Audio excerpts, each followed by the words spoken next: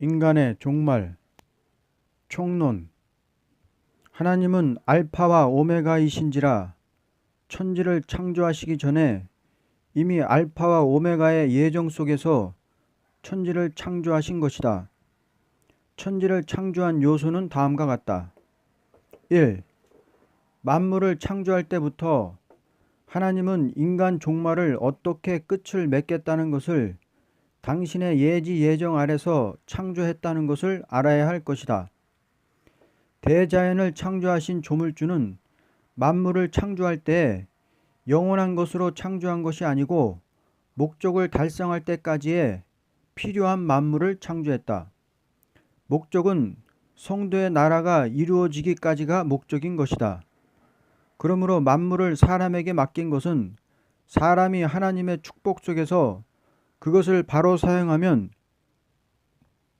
영원한 왕권의 영광을 받게 되는 것이요, 바로 사용하지 못하면 영원히 형벌을 받는다는 것이 하나님의 법인 것이다. 2. 가장 강교한 뱀을 창조하여 사람을 깰 수 있는 역사를 할 수 있게 한 것은 인간 종말의 목적을 달성하기 위한 선한 방법이다.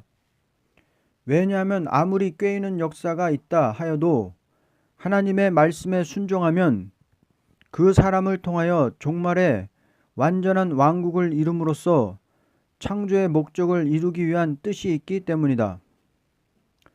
성부, 성자, 성신은 이미 영원한 영광을 가지고 있었다.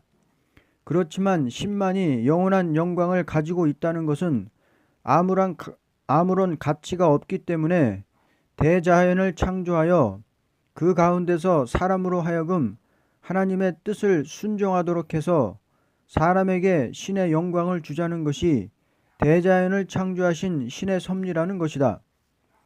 그러나 사람을 창조하신 하나님은 그 사람이 왕국을 이룰 수 있는 인격을 가지게 창조한 것은 아니고 생명이 되게 하여 하나님의 뜻에 순종할 수 있는 위치에 있게 한 것이다.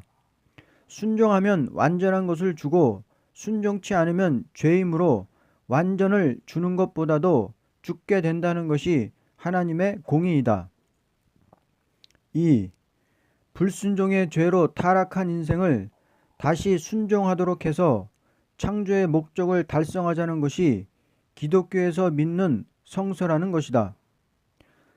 하나님의 완전한 사랑이라는 것은 사람이 순종할 자격이 없다 하여도 순종하도록 역사해서 목적을 달성하도록 하는 것이 완전한 사랑이라는 것이다. 그러므로 아담 하와가 강교한 뱀의 꾀임을 받아서 순종하지 못했다 하여도 다시 순종이라는 법을 세운 것이 하나님 앞에 제사를 드리는 종교의 법이다. 아무리 아담이 실수를 했다 하여도 양심껏 회개하고 순종하여 하나님을 섬길 때 그를 구원해 준다는 것이 하나님의 사랑이지만 이 사랑의 법을 행하는 데 있어서는 무조건 사랑해 준다는 것은 하나님의 사랑이 아니다. 아담의 범죄로 모든 사람이 사망 아래 있었지만 둘째 아담 예수로 말미암아 순종하도록 해서 인간의 종말을 바로 이루어 그리스도의 나라를 이루자는 것이 하나님의 사랑의 법이라는 것이다. 하나님은 아담을 창조할 때 아담으로 말미암아 인간 종말의 끝을 완전히 맺자는 예정은 아니었다. 왜냐하면 아담으로 말미암아 인간 종말의 끝을 완전히 맺는다면 독생자의 영광은 필요가 없기 때문이다. 그러므로 하나님이 천지 만물을 창조할 때 독생자로 말미암아 인간 종말의 끝을 맺을 것을 예정하셨다. 성부, 성자, 성신은 천지를 창조할 때 성부는 어떻게 하심으로 영광을 받으며 성자는 어떻게 하심으로 영광이 되며 성신은 어떻게 하심으로 영광이 된다는 것을 예정하고 천지를 창조하셨다. 예를 든다면 공장을 설립할 때 설립할 자들이 서로 어떠한 방법으로 목적을 달성한다는 계획이 있어야 공장을 설립하는 것과 같이 성부, 성자, 성신도 예지와 예정 아래서 인간의 종말의 끝을 어떻게 맺음으로 그 목적을 달성한다는 것을 예정했다. 4. 대자연을 창조하신 하나님은 한 나라를 이루는 것이 사랑의 심정이다. 왜냐하면 하나님과 의합된 사람으로 나라를 이루게 된다면 이것이 하나님의 마음에 만족이 되기 때문이다. 예를 든다면 양심을 가진 사람이 자기 마음에 맞는 아내와 자녀로 아름다운 가정을 이루는 것을 원하는 것이 인간의 본능일 것이다. 왜냐하면 마음에 맞는 아내가 없이 영광이 없고 마음에 맞는 자녀가 없이 영광이 되지 못하기 때문이다. 이와 같이 조물주께서는 마음에 맞는 사람을 아내와 같이 삼아서 일체적인 왕권을 받게 하고 순종하는 백성들로 한 나라를 이루자는 것이 인간의 끝을 맺는 종말이 된다. 그러므로 당신의 종으로서 순종치 않을 때에 음료와 같이 취급을 했고 순종할 때 신랑이 신부를 기뻐함 같이 기뻐한다 했다. 인간 종말이라는 것은 하나님과 의합된 사람만 나라를 이루게 되고 그 밖에 불순종의 음녀적인 바벨론을 없애는 것이 인간 종말이라는 것이다. 5. 인간 종말을 성도의 나라로 이루고자 하는 하나님의 심정. 첫째, 주고 싶은 심정. 하나님은 당신 자체에 있는 영원한 생명과 영광과 그 지위를 홀로 가지고 계시기를 싫어하시는 성품이 있다. 그러므로 주고 싶은 마음을 괴롭힐 때 슬퍼하시는 것이다. 기독교라는 것은 주고 싶은 하나님의 사랑의 열심이 과거의 선지를 통하여서 빠짐없이 언약을 세우도록 말씀을 주셨고 독생자를 보낼 때부터 성도의 나라가 이룰 때까지는 그 말씀을 열심히 준행하는 신이시다.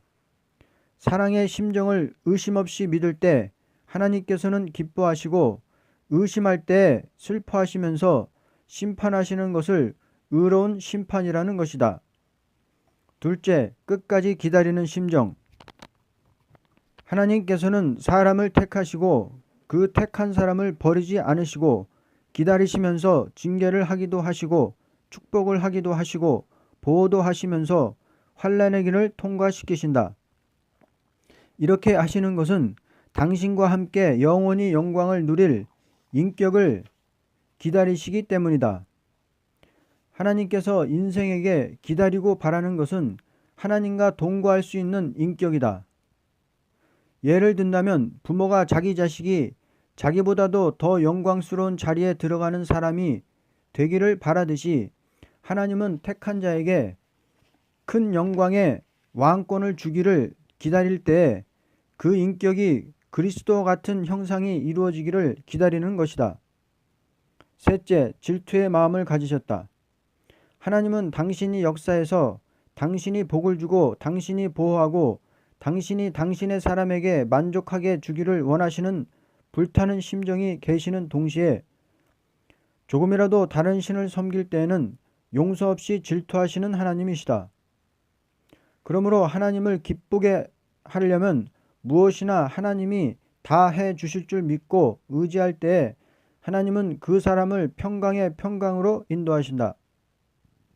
마귀는 사람을 망하게 하기 위한 목적에서 시기하고 욕심을 부리지만 하나님께서는 복을 주고 싶어서 질투하고 싸워주는 하나님이신 것을 알아야 할 것이다.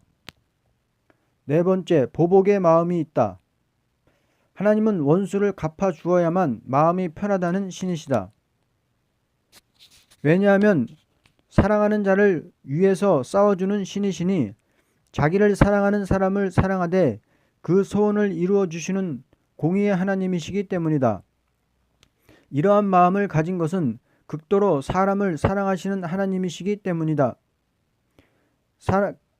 극도로 사람을 사랑하시는 하나님이시기 때문에 보복의 마음을 가지신 것이다. 인간 종말이라는 것은 하나님께서 원수를 갚아주시는 날을 말한다. 하나님께서 억울함을 당하는 당신의 종들에게 당신의 종말을 보여줄 적에 원수를 갚아주고 성도의 나라가 오게 하시겠다고 하신 것이다. 6. 인간 종말의 완전 승리를 목적한 그리스도의 심정. 1. 온유한 심정. 그리스도는 세상에 오셔서 인간 죄악을 짊어지고 싸울 때 온유한 심정으로 승리하셨다. 그리스도의 싸움이라는 것은 만민을 살린다는 목적을 두고 자기 몸을 제물로 바치는 심정이니 아무리 마귀가 승리하는 것 같이 보였지만 필연코 승리는 온유하게 싸운 그리스도께서 승리하신 것이다. 온유라는 것은 영적 싸움에 결부된다. 그러므로 이날까지 그 영을 구원하는 종들은 하나같이 온유했던 것이다. 이것은 온유하게 제물이 되신 십자가를 통하여 영을 살리는 역사이기 때문이다. 그러므로 기독교를 박해하던 나라는 망했지만 온유하게 싸워온 기독교는 세계를 정복한 것이다. 지금 적그리스도의 세력이 아무리 강하다 하여도 온유하신 그리스도 앞에 전멸을 당하게 되는 것이다. 왜냐하면 그리스도께서 왕국의 수가 찰 때까지 온유하게 싸우는 종을 길러서 완전한 왕국을 만들고 원수를 갚는 역사를 나리기 때문이다. 2. 평화의 마음을 가지셨다. 하나님의 소원은 평화를 목적으로 했지만 그리스도의 화목제물이 아니고는 도저히 뜻을 이룰 수가 없는 것이다. 하나님과 인간 사이에 평화의 목적을 달성하기 위해서는 예수님께서 화목제물이 되는 것으로만 끝이 아니요 항상 대언기도를 하는 목적은 평화를 위해서 간구하는 기도이다. 그러므로 그리스도로 말미암아서 이날까지 화평의 복음을 전한 것이다. 그래서 그리스도를 평화의 왕이라 하는 것이다. 3. 불타는 마음이 있다. 그리스도는 사랑의 실천을 하는 아들이시다. 주님은 불타는 마음으로 일할 때 조금도 쉬지 않고 역사했던 것이다. 그리스도는 지금도 쉬지 않고 역사할 마음을 가지셨다. 당신이 십자가를 지시고 나가는 것을 방해하던 베드로에게 내가 나를 넘어지게 하는 사탄이라고 책망하는 동시에 누구든지 나를 따라오려거든 자기를 부인하고 십자가를 지고 나를 쫓으라 하시었고 누구든지 제 목숨을 구원코자 하면 잃을 것이요 누구든지 나를 위하여 목숨을 잃으면 찾으리라고 강조하셨던 것이다. 4. 충성된 마음이 있다. 그리스도는 충성된 증인으로 죽기까지 증거한 것이다.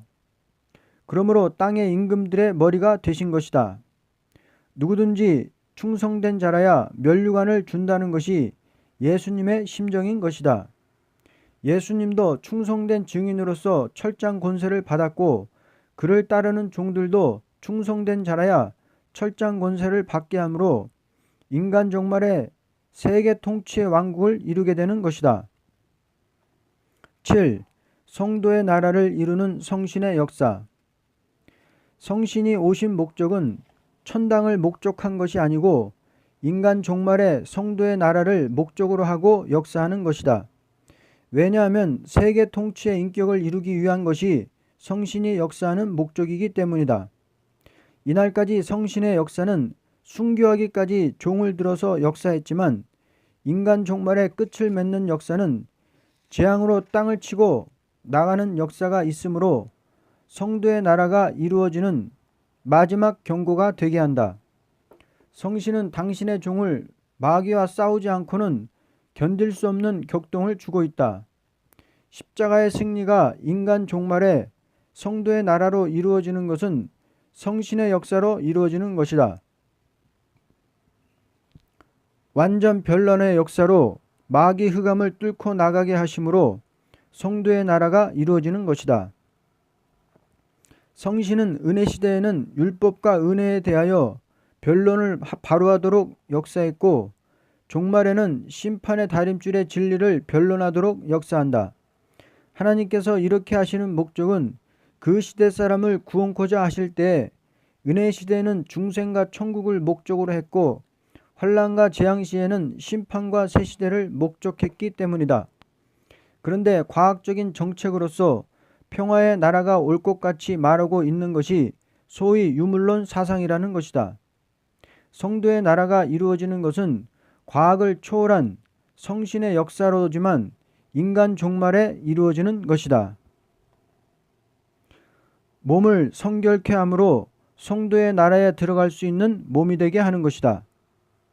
은혜 시대에는 성신의 역사가 영을 중생시켜 천국으로 인도하는 것만을 목적했지만 지상의 성도의 나라가 이루어질 때는 그 몸을 청결케 만들어서 거룩한 몸이 되게 하되 피까지 정결케 하신다고 했다.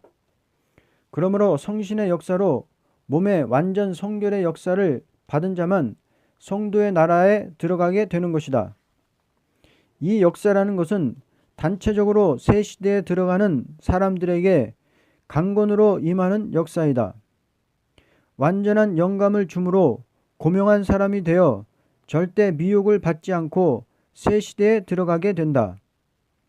첫째 아담은 성신을 받지 못했으므로 미혹을 받아 몸이 죽었지만 종말에 성도의 나라가 이루어질 때에는 그리스도의 의로 말미암아 성신을 부어주게 되므로 그 몸이 완전하게 되는 동시에 성경 전체를 완전히 깨달아 전하게 되므로 지상 왕국이 이루어지는 것이다. 본론. 성도의 나라를 목적으로 한 시대적인 역사. 하나님께서 천지를 창조할 때 거룩한 성도의 나라를 목적으로 하고 창조하신 것이다. 이 뜻을 달성하기 위해서는 다음과 같은 시대적인 역사가 있다. 1. 양심시대의 역사.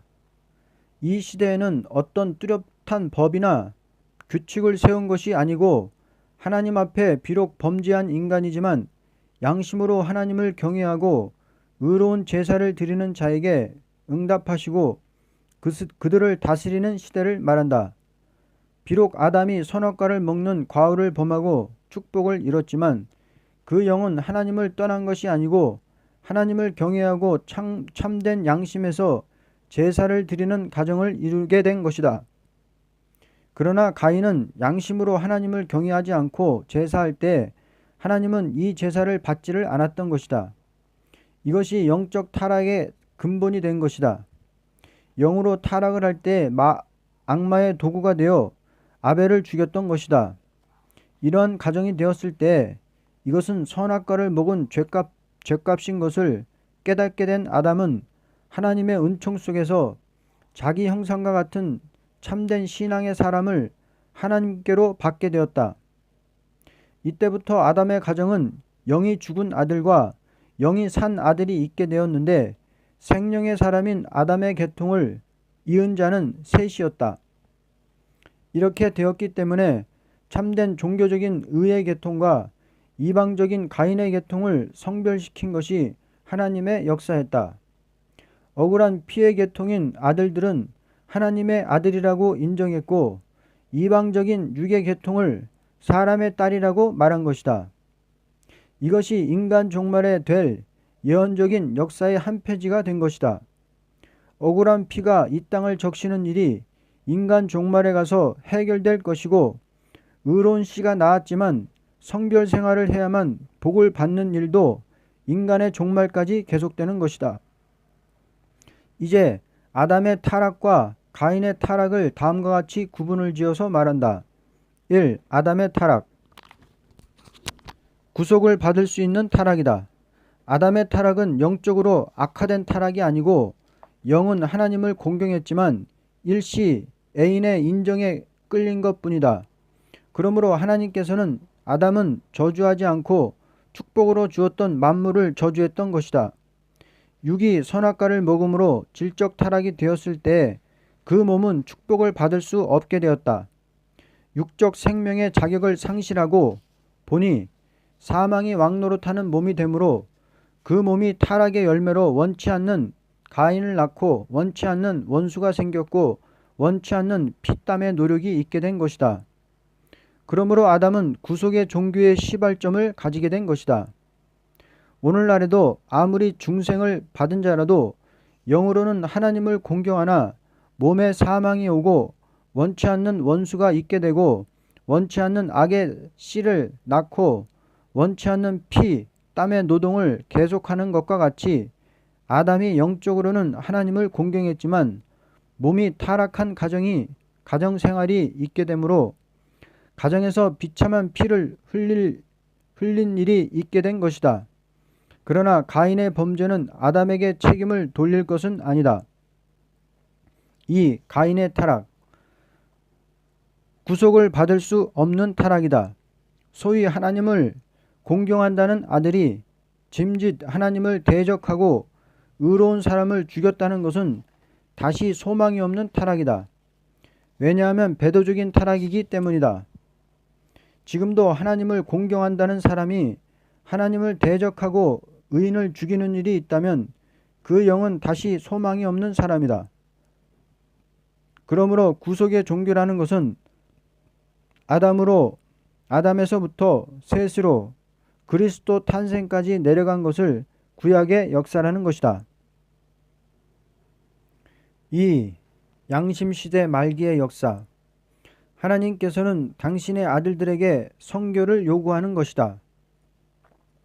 그러나 아름다운 미색을 따르는 일로 말미암아서 부패할 때에 하나님은 진노하시었다. 하나님의 진노라는 것은 언제나 당신의 사람이 부패하는 것으로 말미암아 오는데 이것은 양심시대의 말기나 인간 종말이나 같은 것이다. 양심시대의 말기라는 것은 인류 종말에 될 일을 예표적으로 보여준 것이다. 하나님의 진노가 홍수로 임할 때에 부패한 인간들이 먹고 마시고 방탕한 생활을 하다가 전멸을 당하듯이 주님 다시 오실 때도 그와 같다고 말씀하셨다. 하나님의 심판이라는 것은 진노하심으로 인종 전멸의 심판도 있고 행위 심판도 있는 것이니 양심시대의 종말에 있었던 심판이나 인간 종말의 심판이 같다고 주님은 가르쳤다. 하나님의 아들들이 날이 갈수록 점점 부패하여 갈 때 하나님께서 더 참을 수 없이 심판을 하신 것은 이 심판을 내리지 않고는 아들들의 성교를 보존할 수 없기 때문이었다. 그러므로 부패케 하는 가인의 후손과 부패해진 사람들을 없애고 성교를 보존하는 사람만으로 인간의 신개척을 하자는 것이 양심시대 말기에 있었던 심판이었다. 성교를 보존하고 있는 노아에게 방주를 명한 것은 노아 한 사람을 구원하자는 목적이 아니었다. 그러나 노아의 말을 끝까지 순종치 않았을 때에 의로운 노아만 남은 가정이 되고 그 밖에 가인의 후손이나 셋의 후손이나 다 전멸을 당하고 남은 자가 8명이니 셈과 함과 야벳으로 새로운 인간을 개척해서 내려온 것이 이날까지 내려온 역사가 된다. 3. 언약시대의 하나님의 역사. 언약시대에 행한 역사는 인간 종말의 심판과 새 시대가 올 때까지 목적을 두고 언약을 세운 것을 말한다. 하나님은 의로운 노아의 입을 통하여 셈과 함과 야벳을 놓고 예언을 하게 되었을 때 하나님은 셈의 하나님이니 셈은 여호와를 찬송하리라고 하였고 야벳은 창대케 되나 셈의 장막에 깃들인다고 하였고 함은 종이 될 것을 말한 것은 언약 신앙 시대에 국한된 예언이 아니고 인간 종말에까지 포함된 예언이다. 이 예언은 이날까지의 인류 역사가 흘러오는 일이 전부 포함되었다. 하나님은 셈의 장막에 나타나서 역사하심으로 신구약 성경이 완전히 인간에게 나타난 일이나 셈의 장막에서 일어난 성신의 역사가 세계를 하나님께 돌아올 수 있는 기회를 준 일을 본다면 노아의 예언이 응한 것이며 인간 종말에도 셈의 장막에서 역사가 일어나되 동방 땅끝에서 일어나므로 인간 종말의 모든 난국을 돌파하고 세계를 통일한 성도의 나라가 올 것을 성경은 가르쳤다. 이와 같이 노아의 입을 통하여 나타난 예언은 다 이루어졌다고 볼 수 없고 새 시대가 올 때까지의 예언이 된다. 또 야벳이 창대함으로 크게 번창할 것을 말한 것과 같이 물질 문명과 민족 번창이 더욱 강해져서 오늘날 과학 문명의 4대 강국이 야벳의 장막에서 나왔다는 것은 그 예언이 이루어진 것이다. 그러나 야벳이 창대함으로 새 시대를 이루는 것이 아니고 셈의 장막에 들어와서 끝을 맺게 될 것을 가르쳤으니 이것도 인간 종말의 새 시대가 이루어짐으로 완전히 이루어지는 것이다. 그리고 함이 종된 생활에서 아무런 열매 없이 생활하는 민족이 되고 말 것을 본다면 앞으로 다니엘 11장 40절 이하와 같이 아무런 열매 없이 될 것은 분명한 사실이다. 그러므로 성경 전체에 말씀한 것은 야베스 집에서가 아니라 셈의 장막에서 하나님의 역사가 일어난다고 했으니 셈의 장막에서 일어난 하나님의 역사는 다음과 같다. 첫째, 하나님이 아브라함의 가정에 나타난 일, 세계적인 신앙 종교의 조상이 될 것을 말씀하셨다. 하나님께서 땅의 모든 족속이 너로 인하여 복을 얻을 것이라고 한마디의 말씀은 성경 전체의 총 제목과 같은 말씀이 되었다. 하나님께서 언제나 역사하실 때 대표적인 사람에게 언약을 세우시고 그 언약을 성립시키기 위하여 역사하신 것이니 하나님께서는 나는 아브라함과 이삭과 야곱의 하나님이라고 한 것은 세계 민족적인 신앙 종교의 조상이 될 것을 말씀하신 것이다. 즉 내 씨가 대적의 문을 얻으리라고 말씀했고 내 씨로 말미암아 천하 만민이 복을 얻는다고 말씀하신 하나님은 이것을 완전한 맹세로 세운 것이다. 둘째, 이삭에게 언약을 세움. 하나님은 그랄 땅에서 이삭에게 나타나 내 아비 아브라함에게 맹세한 것을 이루어 내 자손을 인하여 천하 만민이 복을 받으리라고 언약을 세우셨다.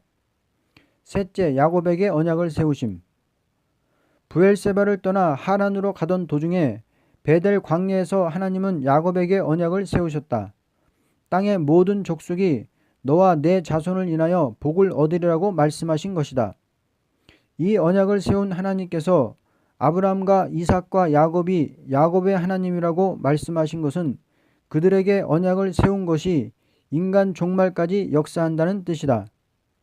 오늘날 기독교가 야곱의 집에 왕이 되시는 예수로 말미암아 새로운 시대가 이룰 때까지 이 세 사람에게 세운 언약이 이루어지는 열매가 되는 것이다. 넷째, 민족적인 언약을 세우심.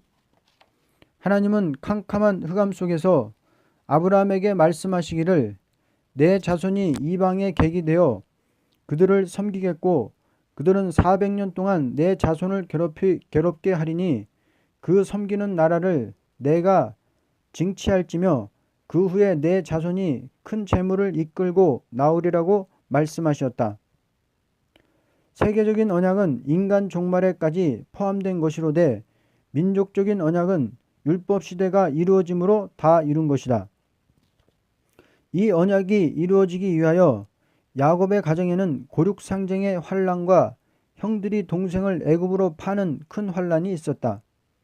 이러한 비참한 일을 당했지만 이것으로 말미암아 민족적인 언약은 이루어지는 과정으로 들어갔다. 의로운 요셉이 보디발 아내에게 억울한 누명을 쓰고 옥중 생활을 하였다는 것도 민족적 언약이 이루어지는 과정이었다. 7년 흉년을 만났을 때 요셉을 팔아먹던 형들이 요셉 앞에 와서 절하게 된 것은 인간이 볼 때는 부끄러운 일이요 수치스러운 일이지만 이것도 민족적 언약이 이루어지는 과정이었다. 야곱의 족속인 70여인이 애굽 땅에 깃들이게 된 것이나 아들을 낳으면 죽이는 바로왕의 압박을 받은 것도 그 민족에게 언약이 이루어지는 과정이었다. 호련히 모세에게 나타나서 재앙으로 땅을 치며 60만 대중을 구출시킨 것도 그 민족에게 세운 언약의 정한 때가 온 증거였다. 이와 같이 하나님의 언약이 이루어지는 과정은 어려운 환란이 있는 동시에 이루어진 것은 인간 종말에 대해 예언적인 예표가 되었던 것이다.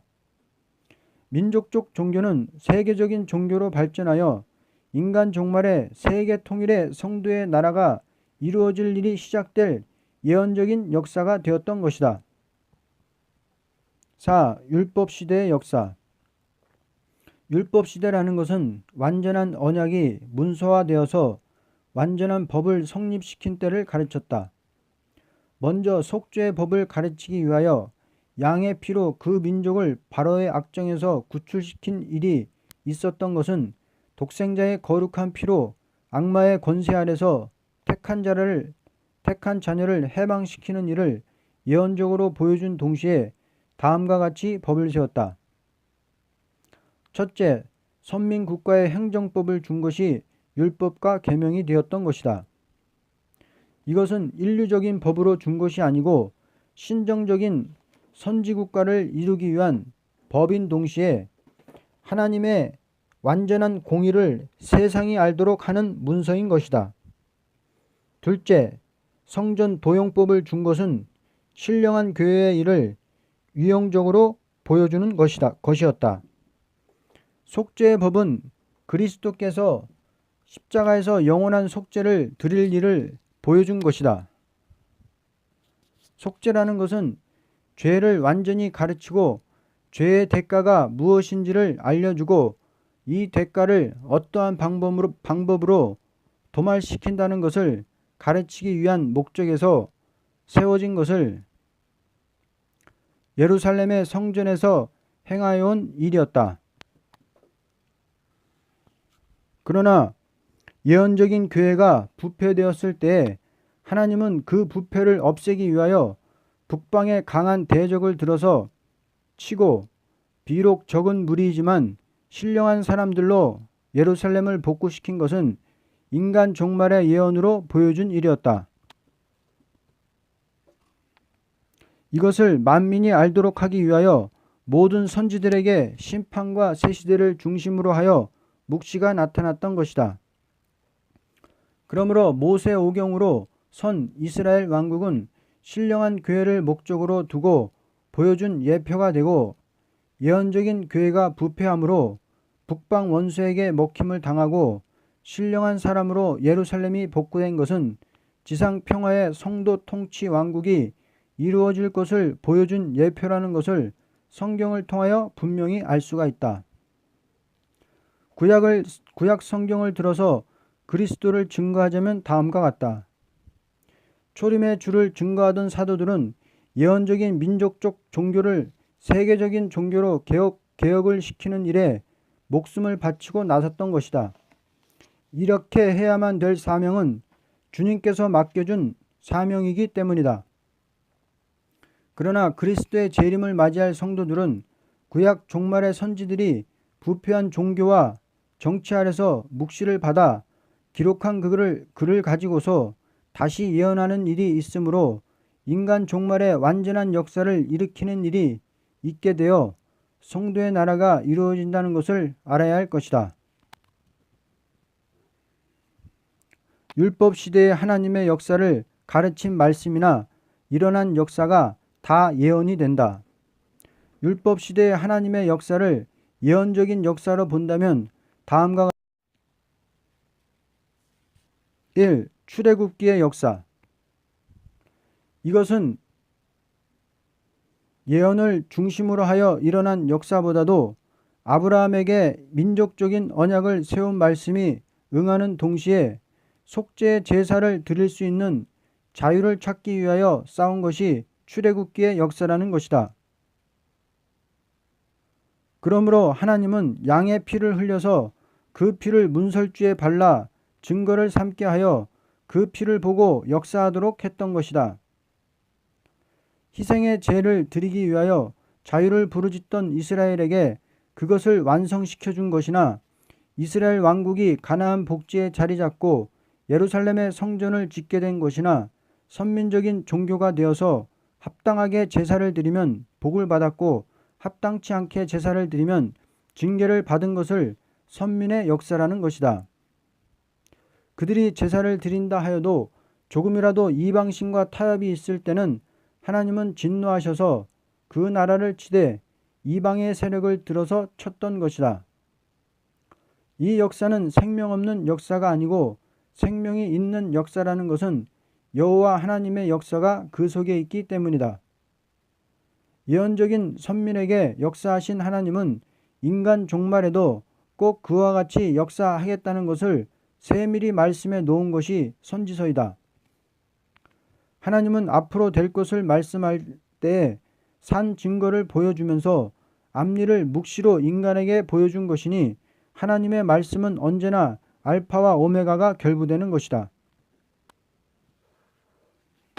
2. 바벨론의 포로와 해방. 이것은 그들이 참된 선지의 예언인 여호와의 말씀을 순종치 않고 이단시했기 때문에 하나님은 사랑하는 성전을 황폐화시키는 환란을 오게 하셨던 것이다. 이때 참된 선지는 억울하게 해방을 받고 압박을 받았으며 피 흘리기까지 싸우는 일이 있었던 것이다. 소위 하나님의 자손이라는 미명하에서 고질화된 습관에 젖어 생명의 종교가 그 왕국의 목적인데도 불구하고 생명이 없는 한 종교로 의식화되었을 때에 그 종교로서는 도저히 세계적인 대종교를 이룰 수가 없었다. 그러므로 하나님은 부패한 종교 지도자와 정치 지도자를 다 없애기 위하여 북방의 세력을 들어서 쳤던 것이다. 이때 예루살렘 비극이야말로 기가 막히고 앞길이 캄캄한 환란이었던 것이다. 이러한 중에서도 낙심하지 않고 참된 선지의 신앙을 존중히 알고 그 신앙 사상을 조금도 잃지 않고 싸워나가던 자들을 다시 일으켜서 동방 고레스와 합세하여 권리 행세로 예루살렘을 복구했던 것이다. 모든 선지는 이런 무서운 재앙이 예루살렘에 올 것과 회복되는 이 사실을 예언하였으며 그들이 받은 이 묵시의 글이 심판의 다림줄이 된 것이다. 아무리 택한 백성이라도 하나님의 말씀을 순종치 않을 때 용서 없이 멸망을 당한 것과 같이 인간 종말의 심판도 이와 같은 일이 있다는 것을 묵시로 받아서 기록한 것이다. 이제 구역에 나타난 역사와 그리스도의 역사와의 연결성을 말하자면 다음과 같다. 출애굽기의 역사는 희생의 제를 드리는 문제를 중심으로 하고 싸우는 데서부터 하나님이 역사하는 것이 그리스도의 십자가의 승리로서 끝을 맺은 것이다. 그러므로 십자가의 승리 아래는 선민적인 종교는 완전히 폐지된 것이다. 그러나 예언적인 종교가 망했다가 복구된 것은 기독교 종말에 가서 심판과 새 시대로 끝을 맺는 것으로 완전히 이루어지는 것이다. 다시 말하면 구약 때 하나님의 역사는 전부가 그리스도로 말미암아 이루어질 것을 예언적으로 보여준 것뿐이요 실제 열매를 맺는 것은 독생자의 역사로 말미암아 여호와의 말씀이 완전히 이루어진다는 것이다.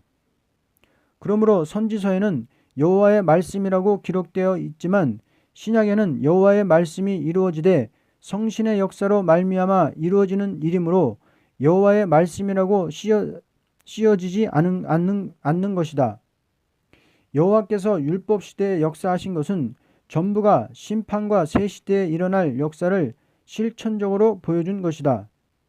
구약 때 속죄제로 드린 것은 십자가의 속죄제를 목적으로 하여 보여준 일이요 여호와께서 그 나라에 나타나서 역사하신 것은 전부가 심판과 새 시대를 이루는 것을 목적으로 하고 하나님께서 행하실 일을 미리 증거로 보여준 것이다.